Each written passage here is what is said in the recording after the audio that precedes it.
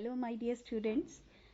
I hope all of you are good and doing your work very well.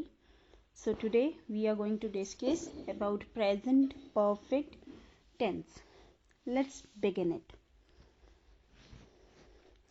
Definition. This tense shows the completion of an action that began in the past. ये टेंस हमें बताता है कि कोई भी action जो है वो पास्ट में शुरू जरूर हुआ था लेकिन वो प्रेजेंट में अभी मीन्स नाउ प्रेजेंट में ख़त्म हुआ है, तो ये टेंस कहलाता है present perfect tense. There are some rules of this tense. Have a look. Use of has, have and third form of verb. इस टेंस में हैज़ और हैव दो हेल्पिंग वर्ब जो हैं वो यूज़ होते हैं और उनके साथ third form of verb use होती है. Clear? Subject plus has, have इन दोनों में से एक लगेगा. Third form of verb plus object. This will be your complete sentence. First person, second person and third person plural. As in the previous lecture, we already discussed about the three types of persons. हमने पहले discuss किए हुए three types of person. तो अगर देखा जाए तो इस टेंस में फर्स्ट पर्सन, सेकंड पर्सन और थर्ड पर्सन प्लूरल के साथ लगेगा हमारा हेल्पिंग वर्ब है. It means that with I, we, you, they, more than one person's name. I, we, you, they pronoun के साथ तो हैव लगेगा ही लगेगा. अगर एक से ज़्यादा पर्सन्स के नेम दिए हुए हैं तो उनके साथ भी क्या लगेगा, उनके साथ भी हैव ही यूज होगा. थर्ड पर्सन सिंगुलर के साथ लगेगा has. Means he, she, it और किसी एक बंदे का नाम है, सिंगुलर पर्सन्स नेम है, तो उसके साथ क्या यूज होगा, उसके साथ यूज होगा has. Let's have a quick look on the rules. Has, have use होगा इसमें और थर्ड फॉर्म ऑफ वर्ब जो होगी वो लगेगी इनमें. फर्स्ट पर्सन, सेकंड पर्सन और थर्ड पर्सन जो प्लूरल होंगे उनके साथ लगेगा हैव और थर्ड पर्सन सिंगुलर के साथ लगेगा has. Clear? As you know, without examples it's very difficult to understand the rule, so I am going to discuss a few examples with you. Just have a look on them. He has finished his work. He is a singular third person. उसके साथ क्या लगा, has लग गया. ठीक है, और has के साथ फिनिश जो है वो एक्शन वर्ड है, मीन्स वर्ब की फॉर्म है जो कि थर्ड लगी हुई है. Finish, finished, finished. His work is a object, so we have a sentence he has finished his work. Next, I have bought a new house. With I we are going to use have in this tense. Have plus third form of verb buy, bought, bought. So there is bought a new house object. The example is I have bought a new house. We have prepared the chart. We have prepared the chart. Rohan has returned my book. With singular person's name we will use has plus third form of verb, so that's the reason the sentence is Rohan has returned my book. Next, where to use it. हर एक tense को जब हम पढ़ते हैं तो उसका main motive यही होता है कि हम उसको कैसे राइटिंग में और स्पीकिंग में यूज करेंगे। क्लियर? तो इस टेंस को हम कहाँ कहाँ यूज करने वाले हैं, तो ये बातें हमें ध्यान में रखनी होंगी। देखिए अब कहाँ कहाँ हम इसको यूज करेंगे। Where to use it, to express recently completed action. Present perfect tense वहाँ पर यूज होता है जहाँ पर हमने ये दिखाना होता है कि ये जो काम जो पास्ट में शुरू तो हुआ लेकिन वो अभी ख़त्म हुआ है। जैसे बात की जाए कि मैंने मैच जीत लिया, मैच स्टार्टिंग पॉइंट और टाइम तो अलग होता है। जैसे वो रिसेंटली फिनिश हुआ तो हम बोल देते हैं I have won the match. Clear? तो हम इसमें रिसेंटली जो एक्शन कंप्लीट होते हैं उनमें हम हैज़ हैव लगाते हैं। जैसे आप क्लास में कोई काम करते हो तो आप हमेशा यही एक सेंटेंस यूज करते हो, आई हैव डन मैम। तो ये सेंटेंस ये शो करता है कि मैंने ये काम अभी खत्म किया है। ठीक है? Examples are there, he has gone to the market, they have recently finished the work. Clear? Next है to express past action when the time is not given or is not definite. ये जो tense है ये हमें बताता है कि वो एक्शन जो है वो पास्ट में शुरू हुआ। क्लियर? लेकिन उसका हमें टाइम मेंशन ही है हमारे पास। जैसे ऊपर भी एग्जाम्पल गिवन है हमारे पास, he has gone to the market, वो मार्केट चला गया है। मीन्स टाइम मेंशन नहीं है ना वहाँ पे, डेफिनेट टाइम मेंशन नहीं है कि कितने बजे गया है, 10 बजे गया है या 12 बजे गया है। ठीक है? तो इसमें क्या होता है, टाइम इज नॉट गिवन और इज नॉट डेफिनेट, वो गिवन ही होगा। जैसे एग्जाम्पल है, आई have read the poem but I don't understand it. I have read the poem, कि ये मैंने पोएम पढ़ ली है, but I don't understand it, मुझे समझ में नहीं आई। वो पोएम पढ़ना जो है वो प्रीवियस एक्शन है। क्लियर? जो स्टार्ट तो आपने प्रीवियस टाइम में की लेकिन वो अभी वो आपने ख़त्म कर ली है। तो यहाँ पे सेंटेंस यूज हुआ, I have read the poem but I don't understand it. So in the end I just want to say here, ये टेंस हमें पास्ट एक्शन की कंप्लीशन को बताता है जो अभी हुई है।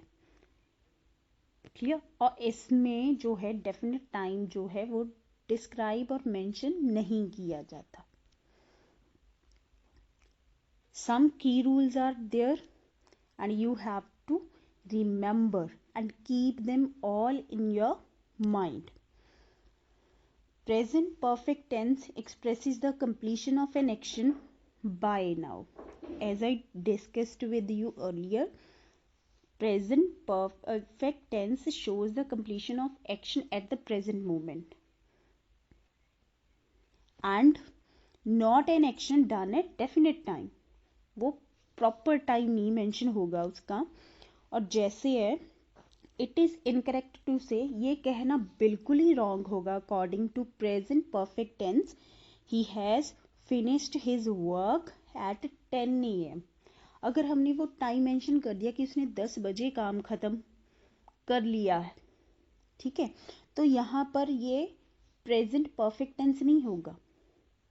यहाँ पर जो यूज होगा वो होगा सिंपल इंडेफिनेट टेंस। वो हम आगे करने वाले हैं, जस्ट मैं आपकी नॉलेज के लिए बता रही हूँ, I am just telling you. और ये सेंटेंस टोटली रॉन्ग होगा। अगर यहाँ पे 10 AM नहीं होगा तो सेंटेंस जो है वो करेक्ट माना जाएगा, he has finished his work. But if the time is given over there, we can't use here has. Clear? Next है, this tense must never be used with a definite past time. हम इसमें कोई भी yesterday, last day, last week, last month, इनको हम use नहीं करेंगे। Example है, he has gone to Delhi last week. अगर बोल दिया कि ही हैज़ जो शो करता है वो प्रेजेंट टाइम को शो करता है। क्लियर, लास्ट वीक जो है वो पास्ट को शो करता है, तो ये तो क्लैश हो जाएगा। और इसी क्लैश को रिमूव करने के लिए कि ये सेंटेंस ही रॉन्ग हो जाएगा, तो इसके लिए क्या करना पड़ेगा, ये लास्ट वीक जो है इस सेंटेंस में हम नहीं यूज करेंगे अगर प्रेजेंट परफेक्ट की बात की जाए। नेक्स्ट है हमारे पास again a key note to remember, the following adverbials are used in present perfect tense. कुछ जो है वो टाइमर जो है वो हमें यूज करते हैं, वो हैं just, already, never, recently, now, ever, today, this, yet, week, month, year. Clear? So these are.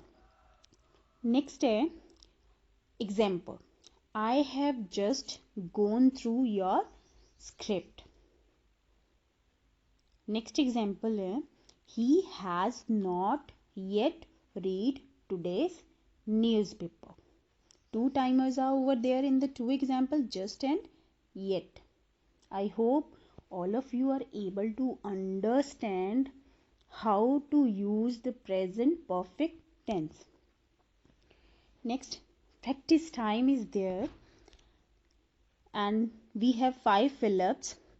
Fill in the blanks with the correct form of verb.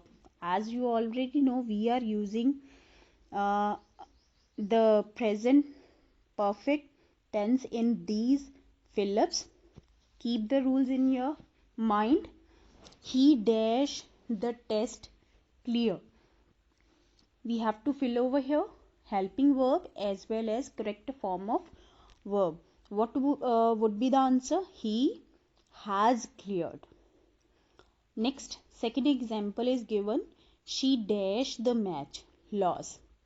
She has or have. She has lost the match. Third, I dash my old car, sell. I have sold my old car. Fourth, the bus fare dash up. The bus fare has gone. Went, gone up. We dash on his weight. We